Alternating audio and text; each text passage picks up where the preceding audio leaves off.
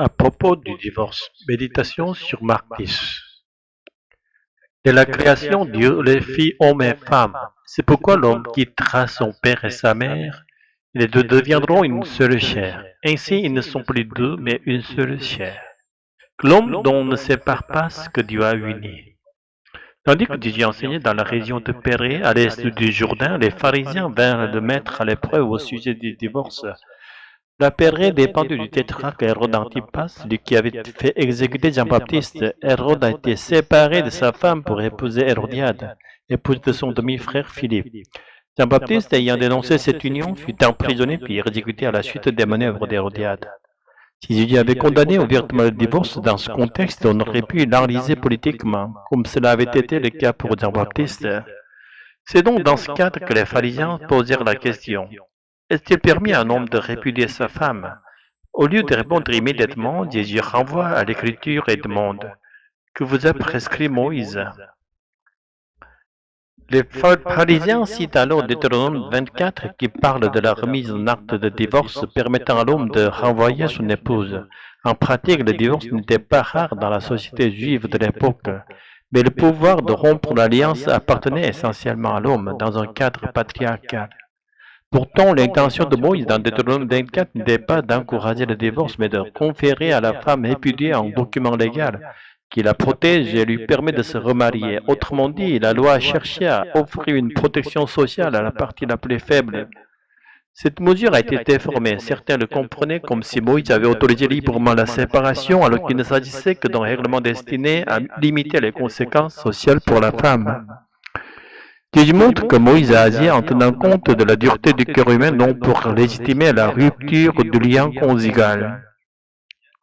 Puis il recentre la discussion sur la volonté fondamentale de Dieu. Dieu a créé l'homme et la femme pour qu'ils deviennent une seule chair, appelés à vivre ensemble dans une communion qui reflète l'amour trinitaire de Dieu. Le mariage est donc une réalité unitive voulue par Dieu. Est-ce que Dieu a uni? L'homme ne doit pas le séparer. Par ce déplacement du débat, Dieu dépasse la logique des interlocuteurs et ramène la réflexion à l'ordre voulu par Dieu. Après cet échange public de principes, les disciples, une fois revenus à la maison, demandèrent à Jésus des explications complémentaires. Dans ce contexte privé, Jésus parle plus clairement. Il affirme que divorcer et se remarier équivaut à commettre l'adultère, mettant ainsi en avant la gravité morale de la rupture conjugale suivie d'un remariage. Ce n'est pas une expression de peur, mais une adaptation du discours. Imprimé hors du piège politique, il peut expliciter sans ambiguïté ce que signifie la fidélité à l'alliance. Aujourd'hui, dans une société où le divorce est banalisé, prêcher sur ce passage est délicat. Un discours maladroit peut blesser des frères et sœurs remariés et les pousser à se détourner de l'Église. Nous devons donc apprendre la sagesse de Jésus dans la manière d'aborder ce sujet, rester fidèle à la parole tout en faisant preuve de compassion. Qui peut prétendre d'avoir jamais commis l'adultère du cœur? Jésus a enseigné dans le sermon sur la montagne que regarder une femme pour la convoiter, c'est déjà commettre l'adultère dans son cœur. Par conséquent, aucun être humain n'est juste de lui-même. Chacun porte ses manquements, qu'ils soient visibles ou intérieurs. Il n'est pas légitime de stigmatiser uniquement ceux qui ont divorcé ou se sont remariés, comme si eux seuls avaient péché. La réalité est que tous les croyants ont vécu à un moment ou à un autre en contradiction avec la volonté de Dieu. Cependant, le sang de Jésus a effacé nos péchés. Nous sommes pardonnés.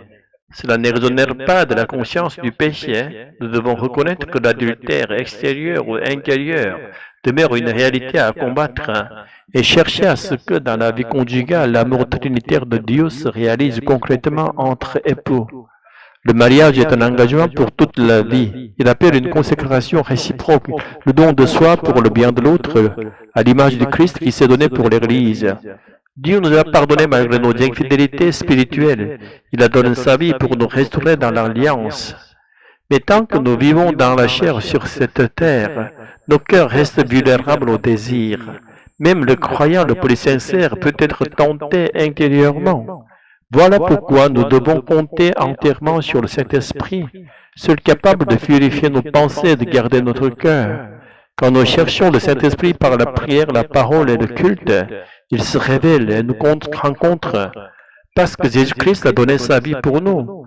En demeurant à l'Esprit et en accueillant à l'Évangile, nous pouvons devenir les instruments par lesquels la volonté de Dieu s'accomplit dans nos vies et dans nos foyers. Que la grâce et la bénédiction du Seigneur Jésus-Christ reposent sur vous. Amen.